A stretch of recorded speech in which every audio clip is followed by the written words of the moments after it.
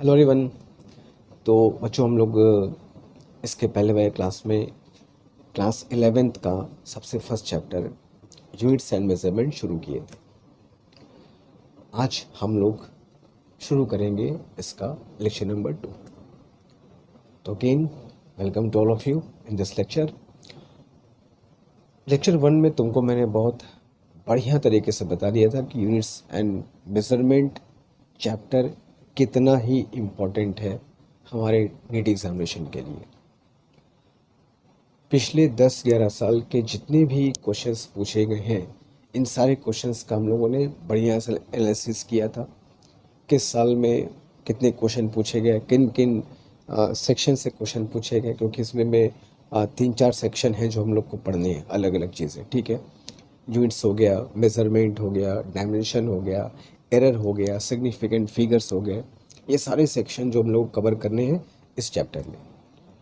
तो किस सेक्शन से क्वेश्चन पूछ रहा है, कौन से सेक्शंस बहुत इंपॉर्टेंट है, ये सारी बातें लोगों ने पिछले वाले क्लास में क्लियर कर लिया था। हम लोग ऐसे ही चलेंगे, ऐसे ही चलेंगे। हर चैप्टर में जो भी चीज़ें इंपॉर्टेंट है उसको हम पता करेंगे।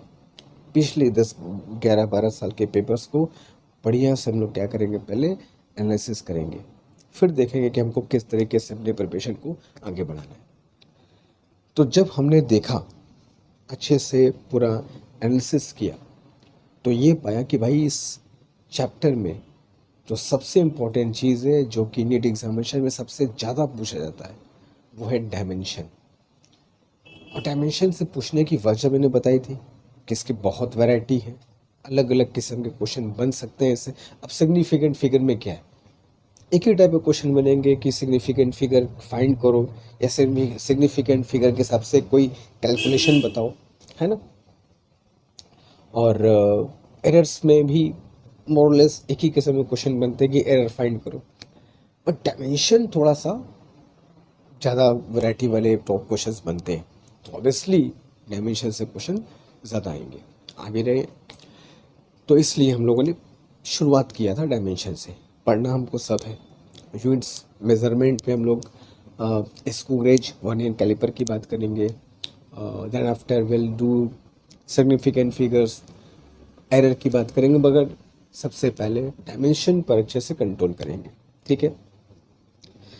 और जो सबसे कह सकते हो कि अलग बात होगी इस कह सकते हो कि जो प्रिपरेशन करेंगे हम लोग, वो बहुत बेस, एकदम ज़ीरो, एकदम धरातल से शुरू करेंगे, ये जानते हुए मानते हुए कि तुम्हें कुछ भी नहीं आता है, और तुमको भी ये मान के चलना होगा कि हम एक फ्रेश स्टार्ट ले रहे हैं, एकदम ज़ीरो से स्टार्ट करना है।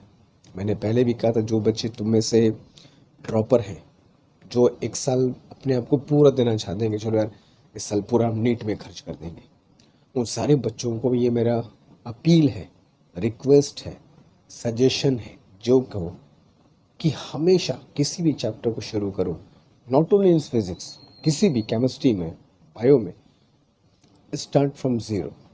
एकदम खुद को ये मानते हुए कि हम एकदम ज़ीरो से स्टार्ट कर रहे हैं, 11th-12th में कुछ नहीं पढ़ रखा है। ठीक है, ये अपने मन में बैठा करके तुमको चलना है। आता है तुमको पहले से, वेल एंड गुड, मगर यहाँ पर पे हो कि हमको शुरुआत करनी है ज़ीरो से। ठीक है, ओके। तो हम लोगों ने फर्स्ट चैप्टर में क्या किया, फर्स्ट चैप्टर कह रहा हूँ, फर्स्ट लेक्चर में क्या किया। फर्स्ट लेक्चर हम लोग ने फंडामेंटल क्वांटिटीज़, बेस क्वांटिटीज़ के बारे में पढ़ा, क्या होते हैं, यूनिट्स क्या हैं, इनके डायमेंशन क्या होते हैं।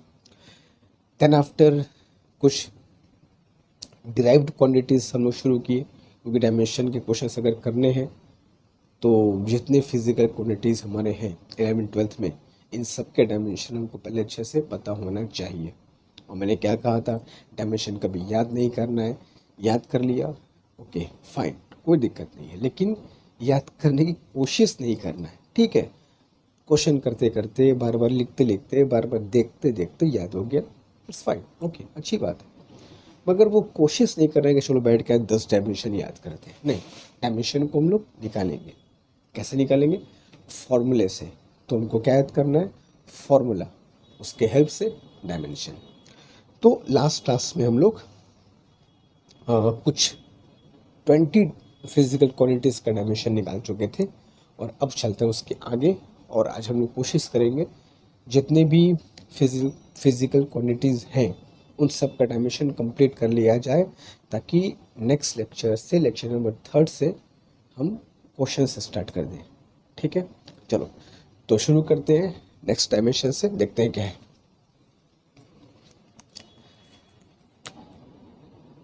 One is velocity gradient.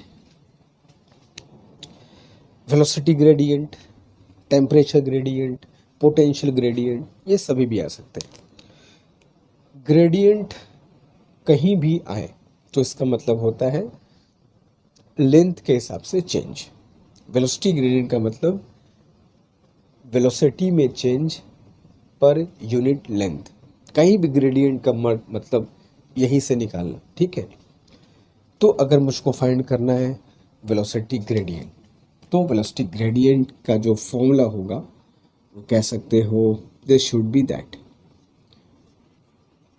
Delta v by delta x, change in velocity per unit length.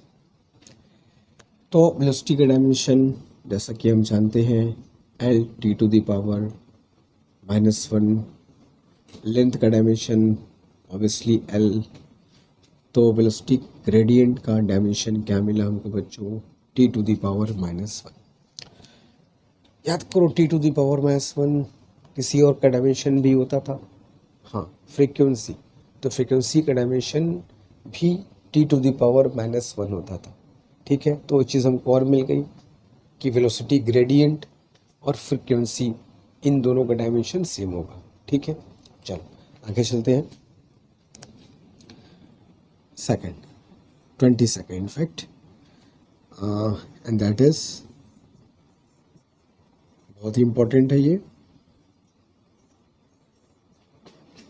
Coefficient of viscosity. Coefficient of viscosity हमें जब हम लोग फ्लूइड मैकेनिक्स पढ़ेंगे तो वहाँ पर हमको इसके बारे में बात होगी। फॉर्मूले की बात करोगे तो बहुत फॉर्मूला होता है विस्कोसिटी निकालने का, कोई एक फॉर्मूला जो हमको याद हो। एक बड़ा अच्छा सा लॉ है जिसको हम लोग, अच्छा देखो एक्चुअली क्या है कि हम लोग नीट की प्रिपरेशन कर रहे हैं, तो जो बच्चे अभी क्लास देख रहे होंगे वो लोग 11th-12th के सिलेबस को एक बार तो देखे हैं, पढ़े हैं। तो फॉर्मूले हम लोग उनको बता सकते हैं, समझा सकते हैं, बोल सकते हैं, क्या देखो ये फॉर्मूला पढ़े थे। अभी क्या है कि जो तुरंत 11th बच्चे आते हैं उनको ऐसा फॉर्मूला नहीं पता होता, तो उनको थोड़ा सा दिक्कत होती है समझाने में। बट जो नीट के बच्चे हैं वो 11th-12th पढ़ लिए हैं तो उनको ये फॉर्मूले अच्छे से पता होंगे। स्टोक्स लॉ इसका नाम होता है। ठीक है, बात करेंगे हर एक फोर्स की। फिलहाल डायमेंशन निकालना है तो फॉर्मूला तुमको चाहिए होगा। तो F is equal to 6 pi eta r v, अगर ध्यान आ रहा हो ऐसा कोई फॉर्मूला तो, जिसमें F इज फोर्स, 6 पाई तो न्यूमेरिकल कांस्टेंट है, ईटा इज विस्कोसिटी जो हमको फाइंड करना है, जिसका डायमेंशन फाइंड करना है इनफैक्ट, आर इज रेडियस, अब रेडियस क्या है कैसे है लेट इट बी, जब पढ़ाऊंगा स्ट्रोक्स तो बताऊंगा, एंड वी इज वेलोसिटी। तो यहाँ से अगर हम लोग ईटा फाइंड करें तो F by 6 pi r v कह सकते हैं। तो फोर्स का डायमेंशन जो कि हमको फिलहाल याद तो ही गया होगा, MLT-2, 6 पाई न्यूमेरिकल कांस्टेंट है, कोई मतलब नहीं है उसका। आर का डायमेंशन रेडियस है, लेंथ होगा। वी का डायमेंशन ऑब्वियसली LT-1। ठीक है, तो यहाँ से अगर हम लोग ईटा का डायमेंशन फाइंड करें दैट इज विस्कोसिटी, एल से एल कैंसल्ड आउट, एम को वहीं पे छोड़ दो, देन एक कल ऊपर चला जाएगा एल टू द पावर -1, और ये एक ऊपर चला गया तो टी टू द पावर -1। ठीक है, तो ये आ गया बच्चों dimension of viscosity, M L to the power -1 T to the power -1। Important है, बहुत जगह इसका यूज़ होगा, बहुत जगह इससे क्वेश्चन पूछे गए हैं। ठीक है, तो ये एक ऐसी डायमेंशन है जो अगर याद होगा तो बेहतर होगा, ठीक है। नाउ 23rd डायमेंशन, चलो गैस कांस्टेंट का डायमेंशन तुमको बताता हूँ मैं। अब गैस कांस्टेंट का डायमेंशन निकालने के लिए कोई फॉर्मूला जो जाना पहचाना हो, बड़ा इंपॉर्टेंट फॉर्मूला है, बहुत ही फेमस फॉर्मूला है, आइडियल गैस इक्वेशन कहते हो, PV is equal to nRT, ठीक है। तो यहाँ से अगर हम लोग R फाइंड करना चाहें तो PV by N into T कह सकते हैं, ठीक है। नाउ यहाँ पर P क्या होता है, we all know that P is pressure. तो प्रेशर का डायमेंशन जैसा कि हम जानते हैं mL to the power -1 T to the power -2, ठीक है। हमने एक बात तुमको बताया था फर्स्ट लेक्चर में ना, कि जो डायमेंशन में लिखवा रहा हूँ, है ना, उसके शुरुआत के 10-12 डायमेंशन याद कर लेना। जैसे प्रेशर हो गया तो प्रेशर का डायमेंशन शायद तुमको ज़रूरत ना पड़े, मगर जिसका डायमेंशन तुमको ज़रूरत पड़े वहाँ प्रेशर की तुमको ज़रूरत पड़ सकती है। तो शुरू के 10-12 याद कर लोगे तो तुम्हारा काम हो जाएगा। वैसे याद क्या करना, वो इतनी बार मैं यूज़ करा दूंगा कि तुमको बस देखते देखते लेक्चर तुमको डायमेंशन पूरे याद हो जाएंगे, ठीक है। तो प्रेशर का डायमेंशन mL-1 T-2। वॉल्यूम का dimension as we all know that L3। N is mole, number से छोड़ दो। टेम्परेचर का डायमेंशन हम लोग क्या लिखते हैं, K। तो गैस कांस्टेंट का डायमेंशन क्या है भाई, M, और क्या हो जाएगा L-1 और L3 है तो क्या कर देगा ये L² कर देगा, और ये क्या कर देगा T टू दी पावर -2, और के ऊपर गया तो कितना हो जाएगा बालक, K to the power -1, mL² T-2 K to the power -1। ये हो गया तुम्हारा डायमेंशन ऑफ गैस कांस्टेंट, ठीक है। चलो नाउ नेक्स्ट इज, ये भी एक कांस्टेंट है। अब गैस कांस्टेंट की बात अगर हम कर रहे हैं तो थोड़ा सा और आगे जाते हैं, इसमें एक और चीज़ पढ़ते हैं जो कि इम्पोर्टेंट है, दैट इज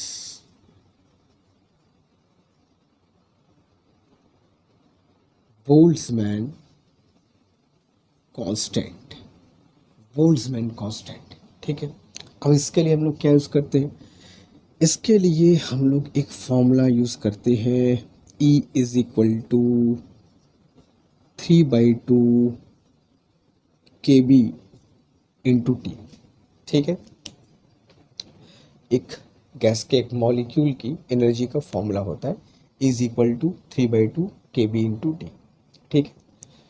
इज एनर्जी, ये फॉर्मूला क्या है, कैसे है, थोड़ा बहुत याद होगा, है ना। गैस के एक मॉलिक्यूल की एनर्जी का फॉर्मूला, डिग्री ऑफ फ्रीडम जिसकी 3 होती है उसके लिए फॉर्मूला होता है ये, क्योंकि फॉर्मूला याद होगा तभी डायमेंशन निकलेगा, ठीक है।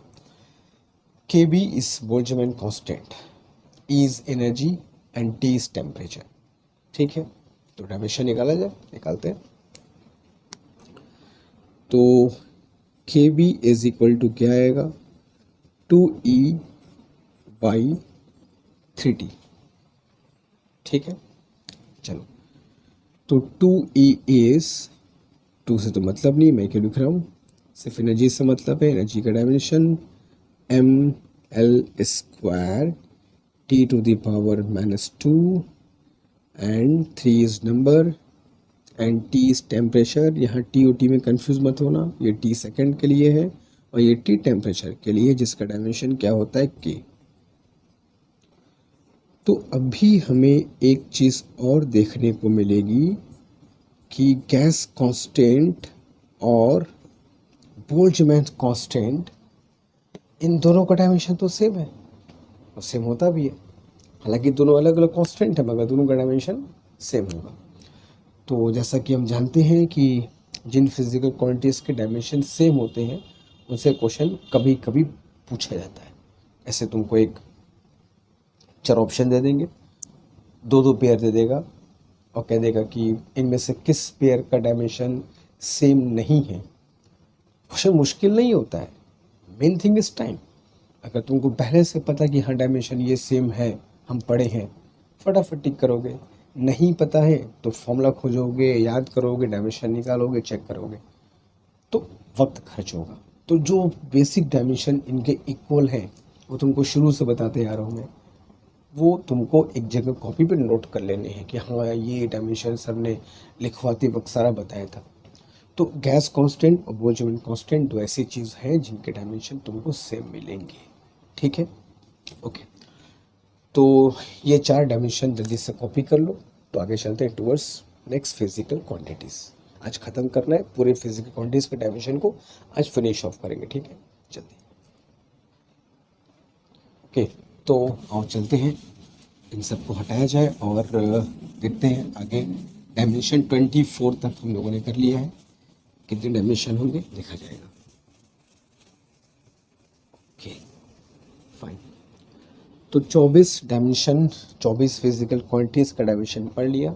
चलते हैं क्वेश्चन बोल रहा हूँ, dimension number 25 and this is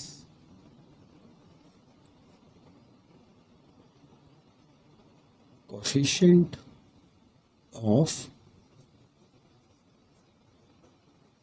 thermal conductivity.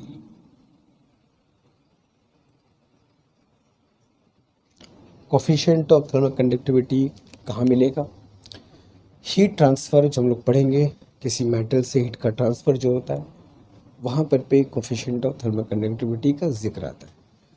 तो कोएफिशिएंट ऑफ थर्मल कंडक्टिविटी का जो फॉर्मूला होता है that is H is equal to K A delta theta divided by L, ठीक है। थोड़ा बहुत अगर फॉर्मूला ध्यान आ रहा होगा तो ठीक है, वरना घबराने की बात नहीं है, जब चैप्टर पढ़ेंगे तो सारी फॉर्मूला रिकॉल कर लेंगे।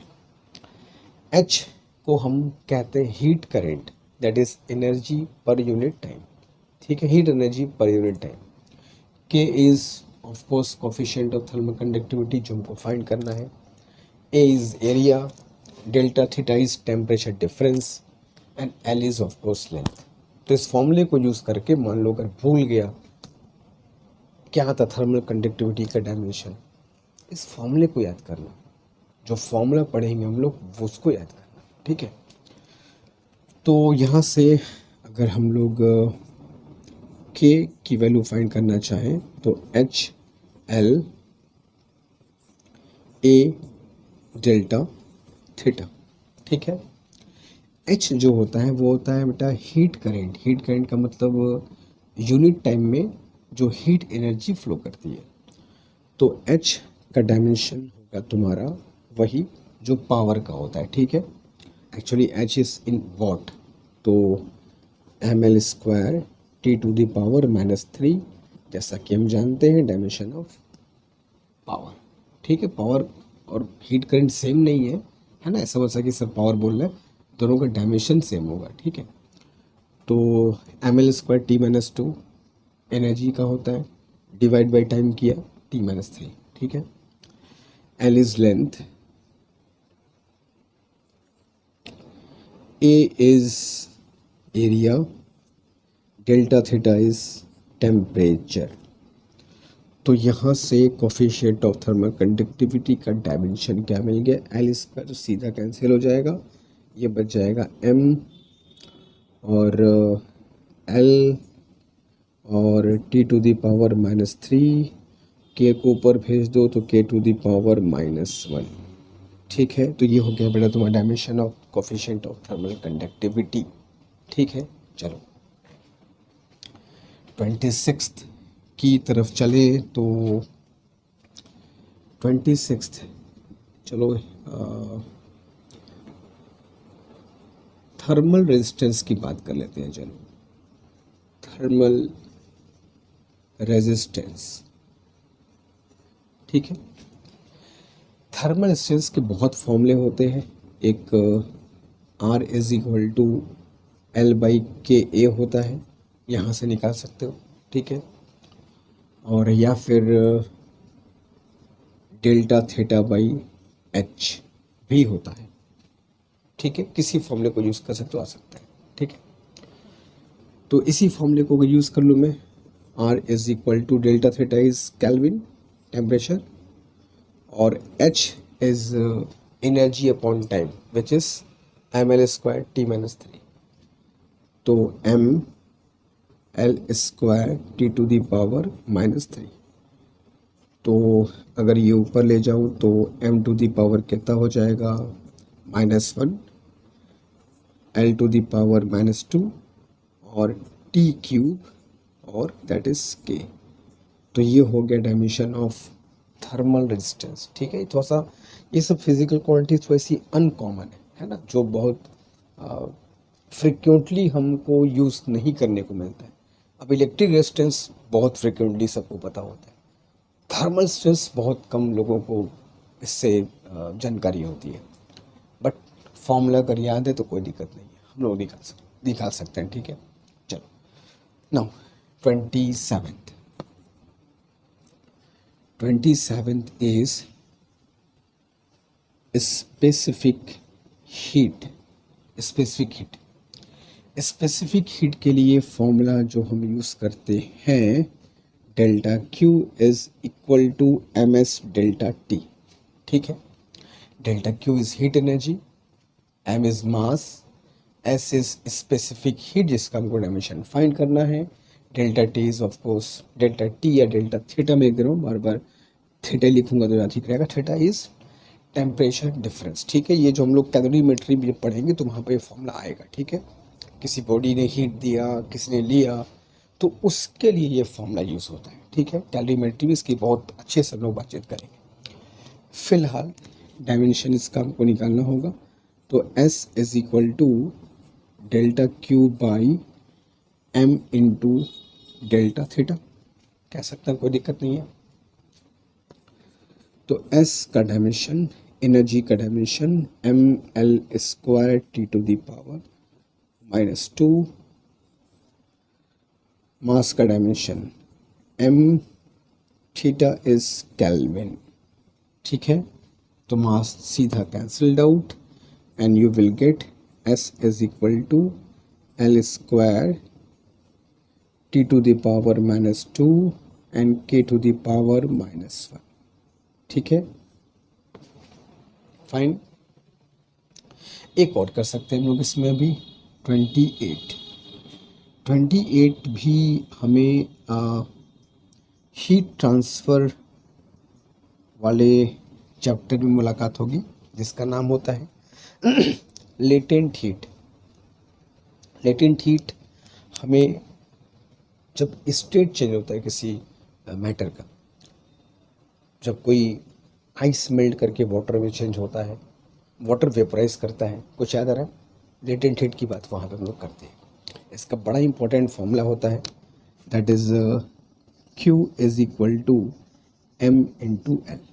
ठीक है, कैलोरीमेट्री में इन्हीं दोनों फॉर्मूले का ज़्यादा यूज़ होता है, या तो स्पेसिफिक हीट वाले फॉर्मूले का, हीट देगा या लेगा, या फिर अगर स्टेट चेंज किया, कोई बॉडी सॉलिड मेल्ट कर रहा है, वेपराइज हो रहा है, तो फिर जहाँ स्टेट चेंज होती है वहाँ ये फॉर्मूला यूज़ करते हैं हम लोग।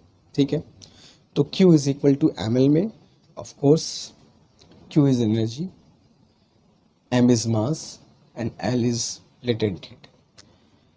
तो यहाँ से अगर लेटेंट हीट का फॉर्मूला निकालें तो Q बाई m कर सकते हो, and Q is ml square T⁻⁻² divided by m is mass.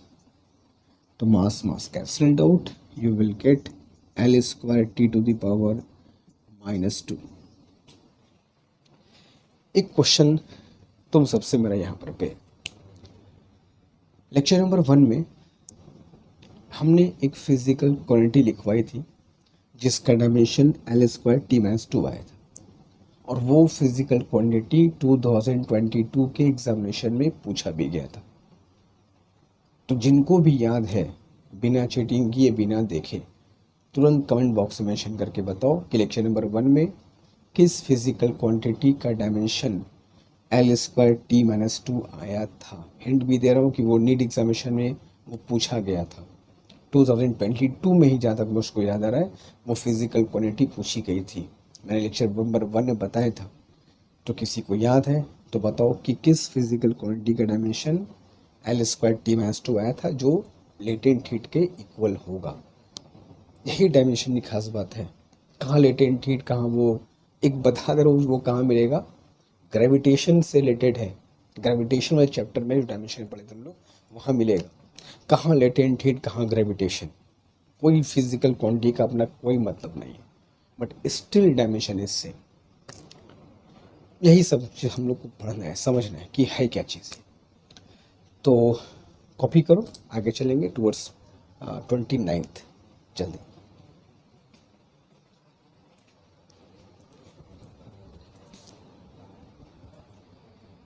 Okay, तो अब हम लोग चलते हैं आगे, देखते हैं। अभी हम लोगों ने जो चीज़, जो भी फिजिकल क्वांटिटीज़ अब तक डायमेंशन की है, वो सभी के सभी फिजिकल क्वांटिटीज़ अगर तुम ध्यान से अगर देखे होगे तो ये क्लास 11th के हैं।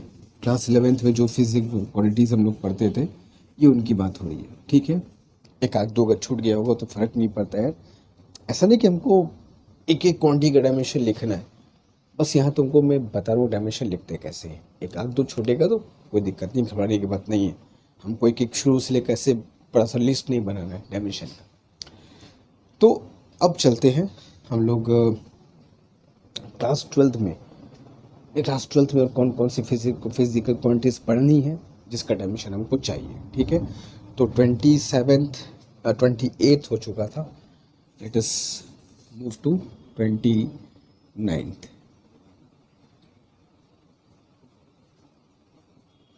and that is your electric charge. Electric charge के लिए कुछ नहीं करना है, we all know that Q is equal to I T, I is equal to Q by T होता है। तो चार्ज का dimension I is ampere, T is time, this is Q is equal to A T. Q का dimension A into T, ठीक है। चलो अब चलते हैं 30th पर, एंड 30th जो कि बहुत इंपॉर्टेंट है, जिसका नाम है इलेक्ट्रिक परमिटिविटी, है ना। कूलॉम्स लॉ याद आ रहा होगा। तो पूरा क्लास 12th का शुरुआत का 4-5 चैप्टर, 4-5 नहीं 2-3 चैप्टर शुरुआत का इलेक्ट्रिक इलेक्ट्रोस्टैटिक्स जो लोग पूरा पढ़ते हैं, इलेक्ट्रिक परमिटिविटी के जिक्र से पूरा भरा पड़ा हुआ है। तो ऐसा कोई भी बच्चा नहीं होगा जो इसको इस बारे में नहीं पता होगा परमिटिविटी क्या होती है। इसका सबसे पहली बार जिक्र कहाँ आता है, कूलॉम्स लॉ में। तो कूलॉम्स लॉ को हम लोग उठाते हैं और कूलॉम्स लॉ से इसका डायमेंशन फाइंड करते हैं। F is equal to 1/4 pi epsilon naught, वही जाना पहचाना formula, Q1 Q2 by are square, ठीक है। तो यहाँ से epsilon naught is equal to Q1 Q2 by 4 pi F R square कह सकते हैं, ठीक है। नाउ Q का डायमेंशन 80 होता है, निकाल चुके हैं अभी। तो Q इज 80 और 80 दो बार आएगा, तो सीधा यहाँ पे स्क्वायर कर दो, डिवाइडेड बाई 4 पाई से कोई मतलब नहीं है। F इज फोर्स, तो mL t to the power -2। R is distance, तो ये क्या हो जाएगा, L स्क्वायर। तो यहाँ से अगर हम लोग फाइंड करें एप्सिलॉन की डायमेंशन, तो m गया ऊपर, तो m टू द पावर सबसे पहले -1। एक L यहाँ से है, L स्क्वायर यहाँ से है, तो ये क्या हो जाएगा L क्यूब, और ऊपर भेज दिया तो L to the power -3। T-2 ऊपर गया तो T टू द पावर 4 इसके साथ मिल जाएगा, और A भी है तो ये क्या हो जाएगा बच्चों, A स्क्वायर। तो ये हो गया तुम्हारा इलेक्ट्रिक परमिटिविटी का डायमेंशन, जो कि बहुत इंपॉर्टेंट है। बहुत जगह तुमको इसके तुमको हेल्प से क्वेश्चन सॉल्व करना होगा। और जहाँ तक मुझको याद आ रहा है कि 2020 या फिर उसके पहले इससे एक बड़ा अच्छा सा क्वेश्चन पूछा गया था। लेंथ का डायमेंशन निकालना था इसको इसके हेल्प से, और लाइट की स्पीड भी थी, एप्सिलॉन नॉट भी था, और भी फिजिकल एक क्वांटिटी और थी। इनको मिला जुला के लेंथ का डायमेंशन पूछा था क्या होगा, ठीक है। तो वहाँ पर इसके डायमेंशन की तुमको जरूरत पड़ेगी। तो याद अगर हो जाए तो अच्छा है, नहीं याद है तो फॉर्मूले से काम चल सकता है, घबराने की बात नहीं है, ठीक है। चलो आगे चलते हैं। एंड 31 31 इज इलेक्ट्रिक फील्ड की। चलो बात कर लेते हैं इलेक्ट्रिक फील्ड। अब इलेक्ट्रिक फील्ड के लिए कौन सा फॉर्मूला हमको यूज़ करना चाहिए? कोई फॉर्मूला याद इलेक्ट्रिक फील्ड का? बहुत सारे फॉर्मूले, कोई फॉर्मूला यूज़ कर लो, आसान और सिंपल है उसको यूज़ करो। तो इलेक्ट्रिक फील्ड का अगर हम लोग डेफिनेशन जहाँ से निकालते हैं वहाँ की बात किया जाए तो force acting on unit positive test charge, है ना। इलेक्ट्रिक फील्ड का हम लोग जो मेन डेफिनेशन है जहाँ से निकालते हो उस फॉर्मूले को यूज़ कर लो, is equal to F by Q naught. तो फोर्स का dimension M L T to the power -2 and charge का डायमेंशन ए टी। तो ये अगर मैं ऊपर भेज दूँ तो m as it is, l as it is, t चला गया तो -3, a चला गया तो a टू द पावर -1, ठीक है। 32 इज़ इसी चैप्टर में, very first chapter of class 12th, तुमको एक चीज़ और मिलती है, इलेक्ट्रिक पोटेंशियल। अब जैसे हम लोग ग्रेविटेशनल पोटेंशियल की बात किए थे ना, वैसे ही तुम्हारा इलेक्ट्रिक पोटेंशियल भी होगा। फॉर्मूला डिफरेंट है, एंड फॉर्मूला जो यहाँ पर हम यूज़ करेंगे, बहुत फॉर्मूले होते हैं मगर the easiest formula is the work done per unit charge, है ना, per unit positive charge, what ever जो बोलते हो, है ना। ये जो इलेक्ट्रिक पोटेंशियल का प्रॉपर डेफिनेशन जो होता है वहाँ से हम लोग इस फॉर्मूले को उठा लेते हैं, ठीक है। एंड डब्ल्यू वर्क है, work is ml square t to the power -2 and q is 80। तो इलेक्ट्रिक पोटेंशियल का डायमेंशन अगर हम लोग निकालें तो कितना हो जाएगा, m as it is, l square as it is, t गया तो t to the power -3, a ऊपर गया तो a to the power -1। Electric potential का डायमेंशन। मैं फिर तुमको कहूँ, बार बार कहूँ कि इन डायमेंशंस को याद बिल्कुल नहीं करना है। ये फॉर्मूला याद रखो, ये फॉर्मूला याद रखो। और याद क्या करना, जब पढ़ेंगे तो हम लोग को फॉर्मूला याद रहेगा ही, बस ये तुमको निकाल के बता रहा हूँ, ठीक है। क्यों? क्योंकि जब हम लोग क्वेश्चंस करेंगे अभी आगे, इन पे जो अलग अलग क्वेश्चंस बनते हैं, ताकि ये तुझे उस वक्त ध्यान रहे कि हाँ डायमेंशन ये होता है, बुक बार बार पलटना न पड़े। एक नोट्स बना रहेगा अपने पास, फर्स्ट से पलटा देख ले डायमेंशन क्या होता है। 33 इज इलेक्ट्रिक रेजिस्टेंस। रेजिस्टेंस की बात कर लेते हैं, अगर पोटेंशियल की बात हुई है, रेजिस्टेंस की अभी तुरंत बात कर लेते हैं। The famous, very famous formula V is equal to IR। एक होते हैं फेमस फॉर्मूला, एक होते हैं बहुत फेमस फॉर्मूला, एक होते हैं जो फॉर्मूले कभी ज़िंदगी में नहीं भूलते हैं, the Ohm's law, V is equal to IR। तो यहाँ से अगर हम लोग रेजिस्टेंस का डायमेंशन निकालें तो R is equal to V upon I, है ना।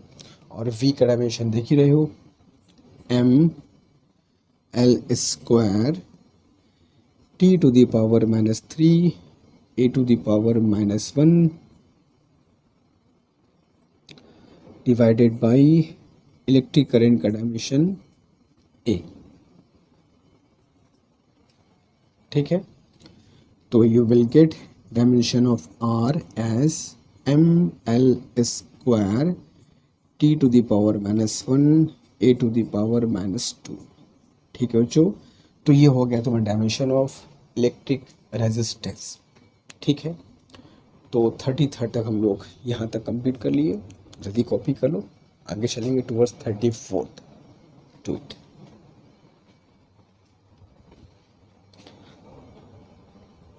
तो अब हम लोग आगे की तरफ बढ़ते हैं और देखते हैं कि और क्या क्या डायमेंशन बचे हैं जो हमको पढ़ना है। कुछ लोग को लगता है कि सर डायमेंशन तक क्यों लिख रहे हैं, सब तो बुक में लिखा हुआ है। बुक में केवल डायमेंशन लिखा हुआ है, बस प्रिंट है। उसके पीछे का तुमको क्या करना है, कैसे करना है, वो बातें तुमको नहीं पता होंगी। ठीक है, तो हमेशा हर चीज़ का हमको बुक की तरफ नहीं जाना है कि यार बुक में सब दिया हुआ है चलो कर लेंगे। हमें करना है, कर लेंगे नहीं। ठीक है, ओके। 34th के बाद 33rd तक हुआ था और हम लोग को 34th करना था, है ना। 34th हम लोग चलो कर लेते हैं।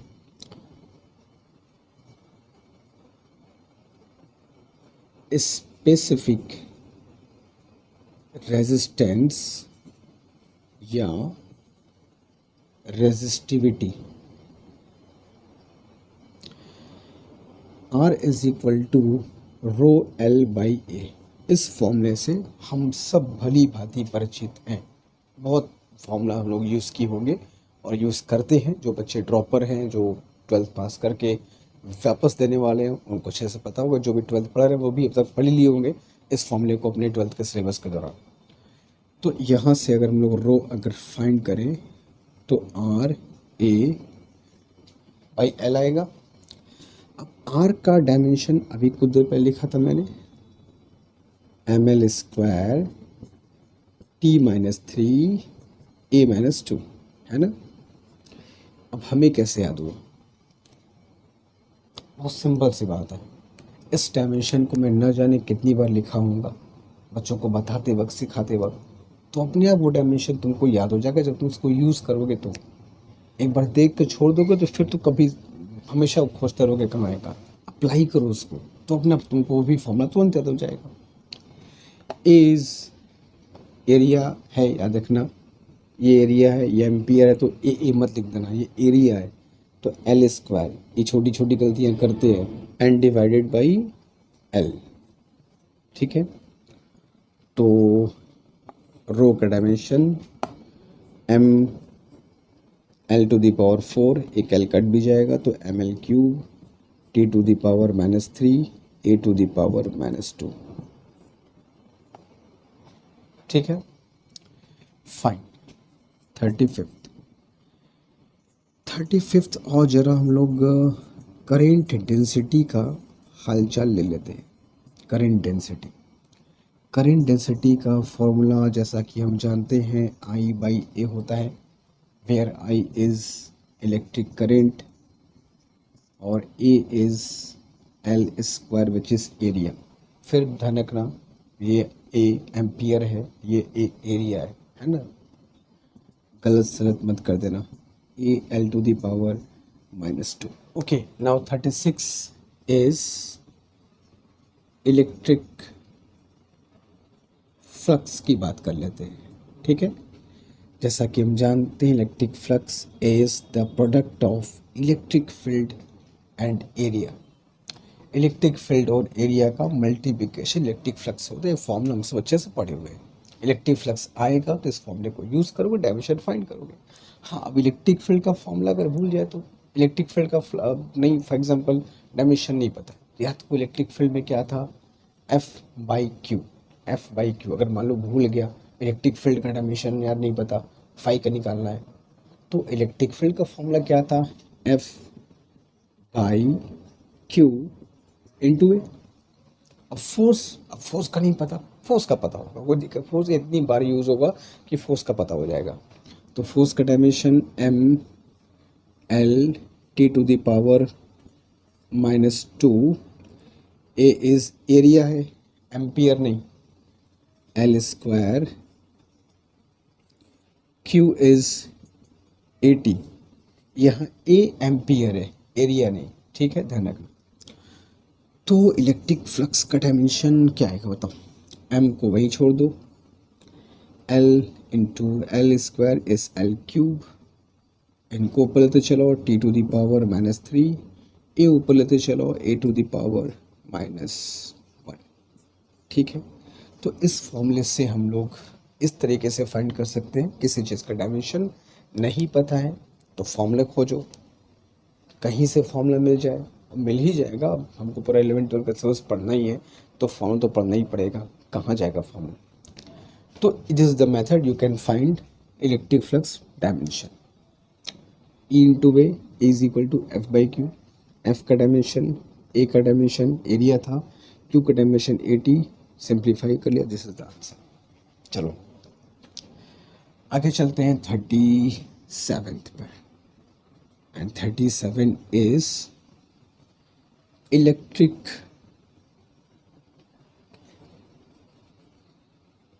कैपेसिटेंस। इलेक्ट्रिक कैपेसिटेंस का डायमेंशन हमको फाइंड करना है। कैसे फाइंड करें? इलेक्ट्रिक कैपेसिटेंस का बहुत तुम्हारा डायमेंशन का फॉर्मूला होता है, किसी को भी यूज़ कर सकते हो। जैसे Q is equal to C V, बड़ा ही जाना पहचाना फॉर्मूला है, इसको यूज़ करते हो। तो C is equal to Q by V. C is equal to Q का डायमेंशन क्या हो गया बेटा? 80, and V is electric potential का डायमेंशन, चेक कर लेना, ml square T-3 and A-1। ये इलेक्ट्रिक पोटेंशियल का डायमेंशन था। अगर भूल जाए कि इलेक्ट्रिक पोटेंशियल डायमेंशन भूल गया तो फर्स्ट याद करना कि V इज इक्वल टू क्या पढ़े थे? W by Q. W क्या था? ml square T-2। एनर्जी का तो याद होगा, कोई दिक्कत नहीं है। ml square T-2 by 80। तो ml स्क्वायर T-2 को सॉल्व करोगे, ml स्क्वायर T-3 A- वाला है, ठीक है। तो C is equal to Q by V के हिसाब से डायमेंशन ऑफ C क्या मिल जाएगा? m ऊपर गया, m to the power -1, l to the power -2, ये ऊपर गया तो t टू पावर 4, ये ऊपर गया तो a स्क्वायर, ठीक है। ये हो गया डायमेंशन ऑफ इलेक्ट्रिक कैपेसिटेंस। तो मेथड समझो, डायमेंशन नहीं, फॉर्मूला याद करो, डायमेंशन बिल्कुल नहीं, ठीक है। 37 हो गया, आगे चलेंगे जल्दी।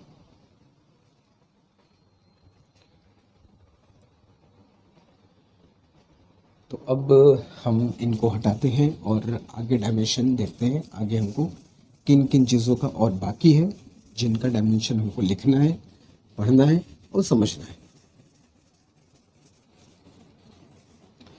तो 37 के बाद the next dimension is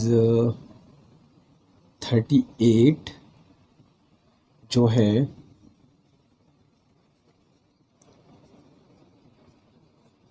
magnetic field. अब तक बचा हुआ था मैग्नेटिक फील्ड। मैग्नेटिक फील्ड का बहुत फॉर्मूला है, लेकिन सबसे छोटा सा आसान सा formula F is equal to Q V B, Lorentz force. तो यहाँ से मैग्नेटिक फील्ड का डायमेंशन अगर निकाला जाए तो F by Q V, force का dimension ml t to the power -2, समझो भाई, डिवाइडेड बाई Q का डायमेंशन 80, V का dimension L t to the power -1। तो यहाँ से अगर हम लोग मैग्नेटिक फील्ड का डायमेंशन फाइंड करें तो M as it is, L cancelled out, t to the power -1 से कैंसल्ड आउट, और t टू द पावर -2 यहाँ बचा रहेगा। a ऊपर गया तो a टू द पावर -1, ठीक है, क्लियर है। f का डायमेंशन mlt -2, q का डायमेंशन 80, वेलोसिटी का डायमेंशन lt -1। तो l से l कैंसिल, t से t टू पावर -1 कैंसिल, ये -2 बचा, ये ऊपर चला गया। Dimension of magnetic field is there. 39th पे हम लोग पढ़ेंगे एक और बहुत important quantity, magnetic permeability. Magnetic permeability की बात करेंगे। मैग्नेटिक परमिएबिलिटी का फॉर्म के लिए हम लोग बहुत फॉर्मूला यूज़ कर सकते हैं, लेकिन मैं हमेशा छोटा और आसान सा फॉर्मूला यूज़ करूँगा ऑफ सॉलिनॉइड।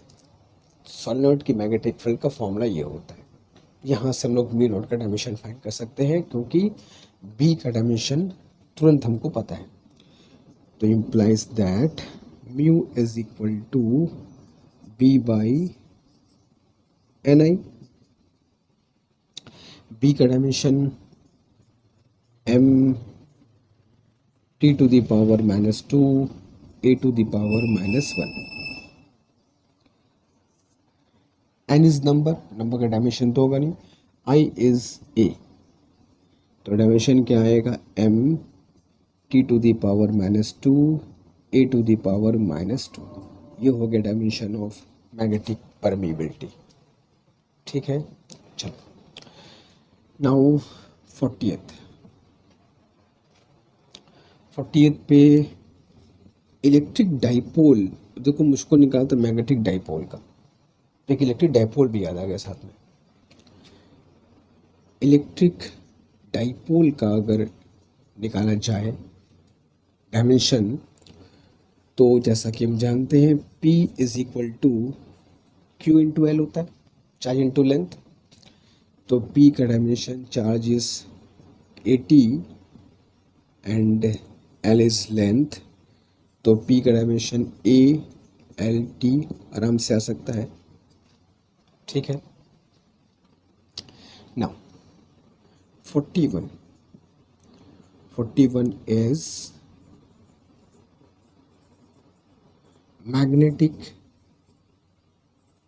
डाइपोल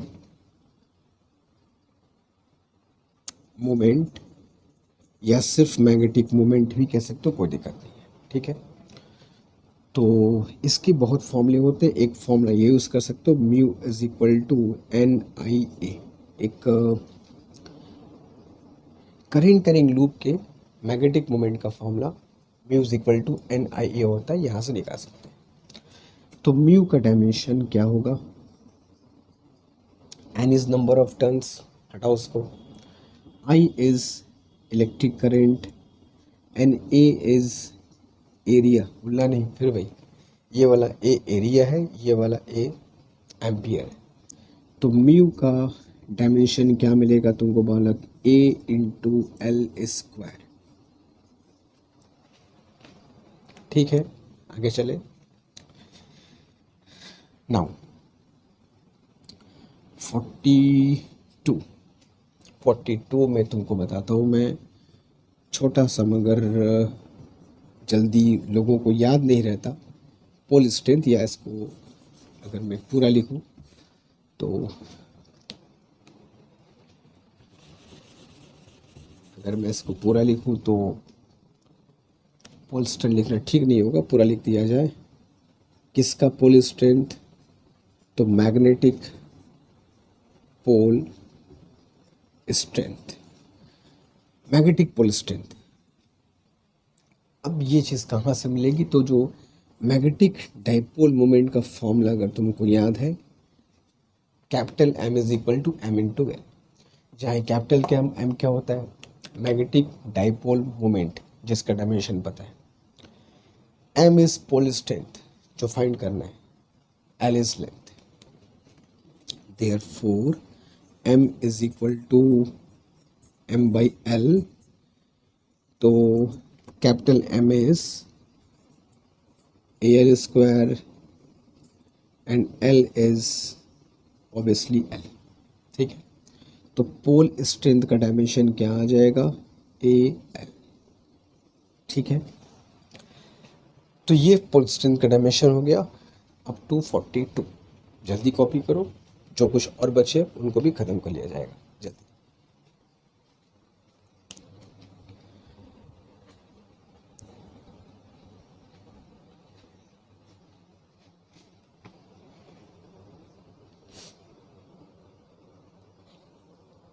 चलो, तो अब हम लोग आगे चलते हैं, जो बचे हुए डायमेंशन है उसको भी हम लोग कंप्लीट कर लेते हैं। ठीक है,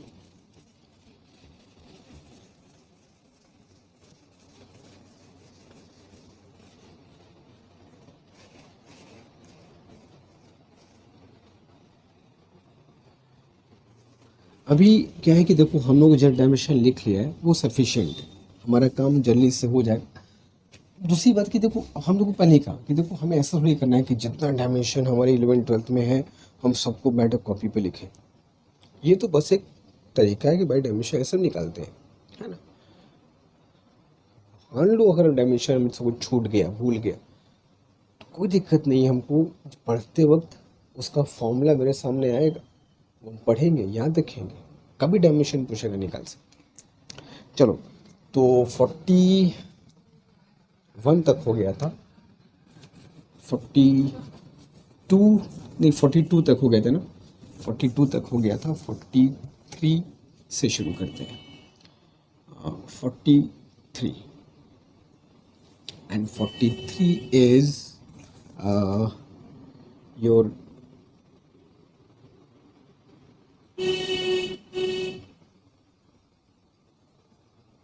magnetic flux.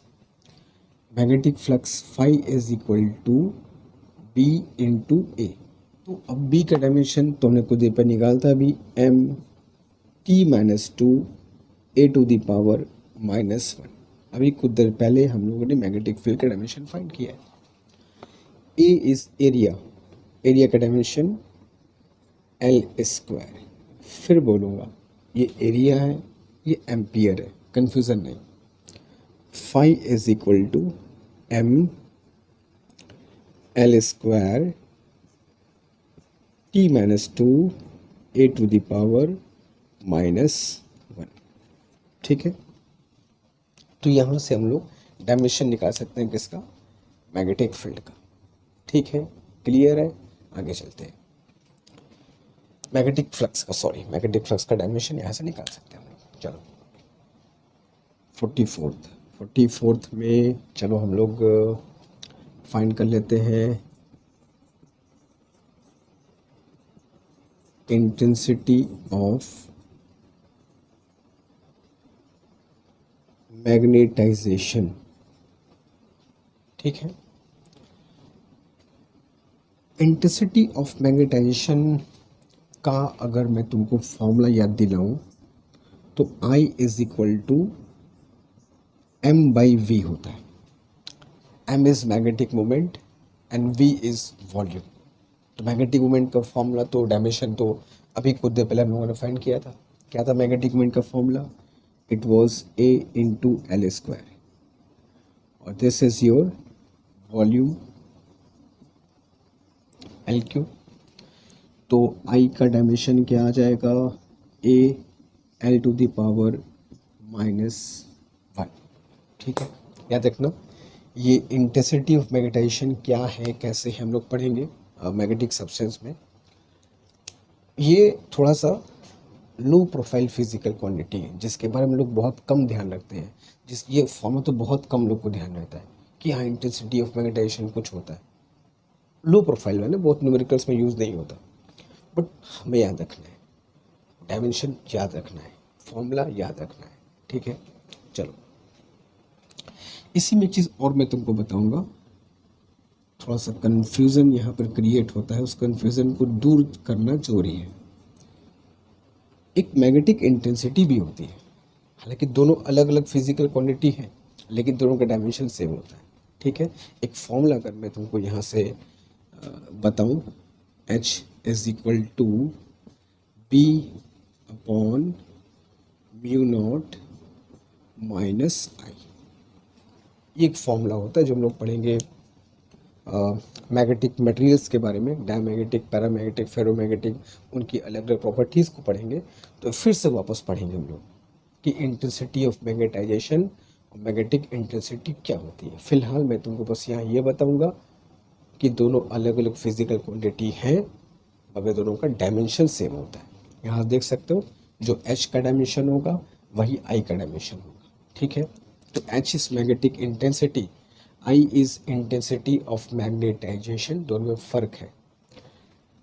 Therefore dimension of H is equal to same, that is AL to the power minus 1।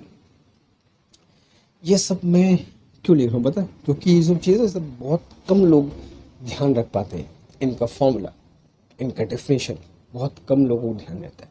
इसलिए इनके आने का चांस ज़्यादा है और भूलने का चांस भी ज़्यादा है। ध्यान रखना कि दोनों का मतलब क्या है, फॉर्मूला क्या है, डायमेंशन क्या है। 46th में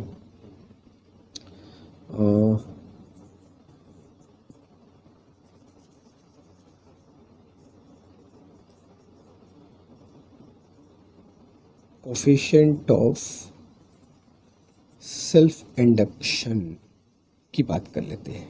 ठीक है, कोफिशिएंट ऑफ सेल्फ इंडक्शन के लिए अगर तुमको फॉर्मूला में याद दिलाऊं तो ये बहुत इम्पॉर्टेंट फॉर्मूला है कोफिशिएंट ऑफ सेल्फ इंडक्शन का, v is equal to minus L D I by D T.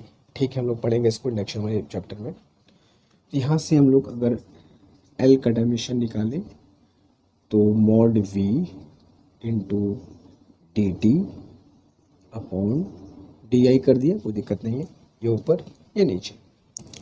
अब इलेक्ट्रिक पोटेंशियल का डायमेंशन अगर भूल जाए इलेक्ट्रिक पोटेंशियल का डायमेंशन, तो फिर वही कहूँगा v is equal to W by Q से याद कर लेना, M L square T minus two और ये ए टी।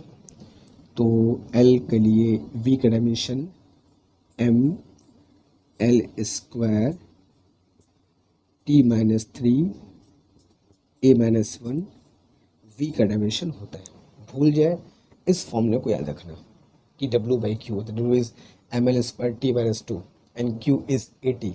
तो करोगे तो M L square T minus three A minus one आ जाएगा। D T is obviously time and D I is ampere. ठीक है, तो क्या आएगा dimension m and L square A to the power minus two and T to the power minus two, है ना। T to power minus three है, into T किया T to power minus two और M L square A to the power minus two. Clear है। चलो 47th भी यहाँ पे लिख देता हूँ मैं, क्योंकि 47 का डायमेंशन निकालना नहीं है, बस तुमको बताना है। कोफिशिएंट ऑफ म्यूचुअल इंडक्शन मान लो अगर आता है, दोनों का डायमेंशन सेम होता है, दोनों की यूनिट भी सेम होती है। याद है यूनिट क्या होती है? जिसको याद हो यूनिट बताना। एक क्वेश्चन तुमको है, कमेंट बॉक्स में सारे बताओगे इन दोनों की यूनिट। वैसे तो यहाँ निकाल सकते हो volt ampere per volt second per ampere, मगर इस वोल्ट सेकंड पर एम्पियर कहते क्या है, ये कमेंट बॉक्स में मुझको बताना है कि what this volt second per ampere is generally commonly known as, क्योंकि हम लोग उसी यूनिट को ज़्यादा यूज़ करते हैं। तो I will write same as L के जैसा ही होगा, यानी कि एम एल स्क्वायर, टी वाले को लिख लो पहले, ए वाले को लिख लो बाद में, हालांकि ऐसा कोई रूल नहीं है, कोई फ़र्क नहीं पड़ता, बट लिख लो। ठीक है, तो कोफिशिएंट ऑफ म्यूचुअल इंडक्शन का सेम डायमेंशन होगा जैसे कोफिशिएंट ऑफ सेल्फ इंडक्शन का हो, that is M L square T minus two A minus two. ठीक है, और करना क्या है पता है ना, इसका नाम बताना है कि ये वोल्ट सेकंड पर एम्पियर को कॉमनली हम क्या कह के पुकारते हैं। ठीक है, तो जल्दी करो, जो कुछ 2-3 बचे हैं उसको भी लिखकर ख़त्म किया जाए जल्दी।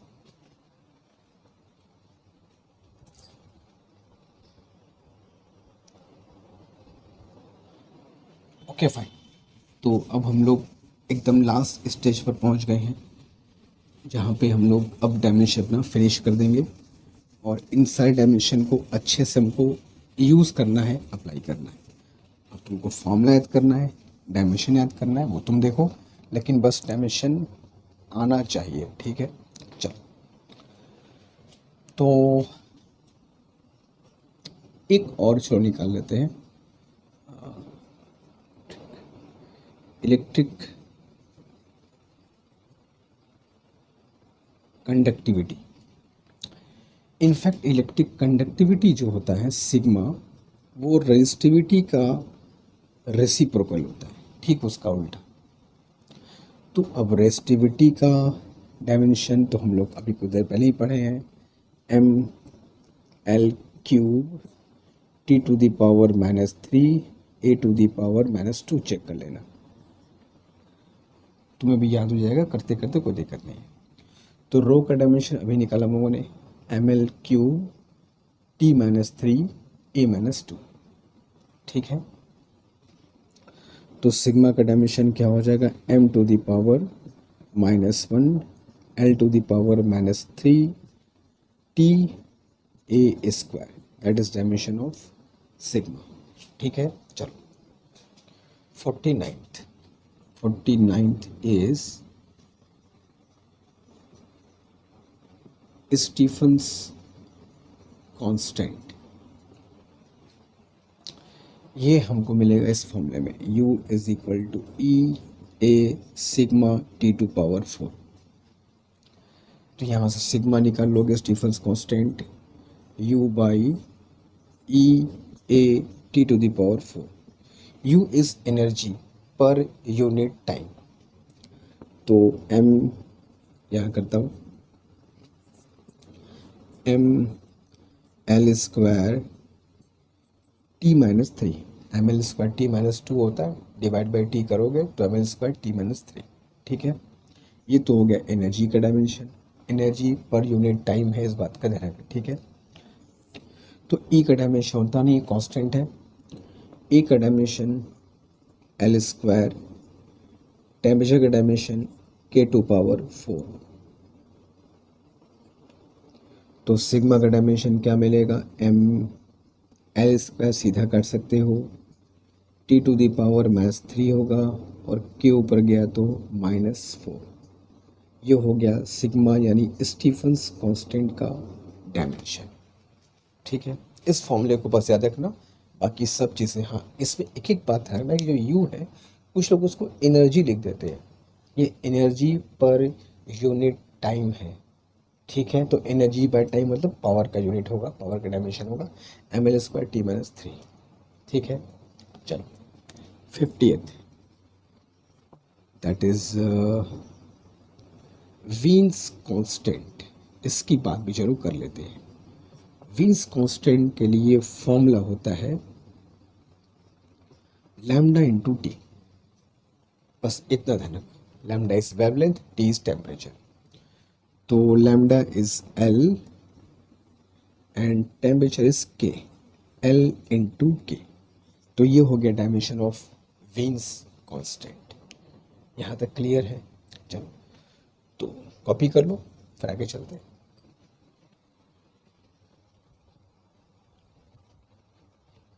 तो जितने भी देखो डायमेंशन थे, हो सकता है कुछ एक आध दो तीन छूट गए होंगे, तो हमें पूरा फिर वही कहूँगा लिस्ट नहीं बनाना है कि ये डायमेंशन पूरा पढ़ना है, हमें बस डायमेंशन निकालने का तरीका सीखना था कि डायमेंशन कैसे निकालते हैं। उनमें से जिनके जिनके याद हो जाएंगे अच्छी बात है, यूज़ करना इम्पोर्टेंट है, रटना नहीं है, ठीक है।